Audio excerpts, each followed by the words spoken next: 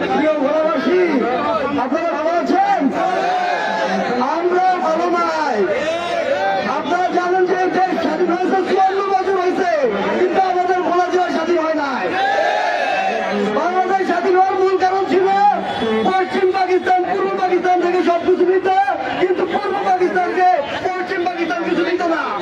স্বাধীনতার 54 বছর পরও আমরা ভোলাবাসী এই দেশকে সবকিছু দিচ্ছি, কিন্তু এই দেশ আমাদেরকে কিছুই দিচ্ছে না। একটি জেলার জন্য সেটি সম্ভব না। আমরা জানি বিশ্বে এমন এমন দেশ আছে যে দেশে ভোলা জেলার থেকে অনেক কম জনসংখ্যা দিয়ে একটি দেশ গঠিত হয়। তারা যদি আমাদের এই দাবি না মানে আমরা ভোলাকে আগে পরে বিচ্ছিন্ন করে দিতে পারে। আমাদের ভোলায় সেই পরিমাণে সম্পদ রয়েছে, আমরা ভোলা জেলা নিজেরাই স্বয়ংসম্পূর্ণ। তাই আমাদেরকে খেপাবেন না। এই ভোলা জেলার মানুষ যদি একবার জেগে ওঠে, ঢাকার শহর অচল করে দিতে পারে। আমরা গ্রহণ করেছি, ঠিক কিনা? আমরা প্রয়োজনে আবার অচল করে দেব। আমাদের এই দাবি আদায় না পর্যন্ত কি আমরা রাজপথ ছাড়বো?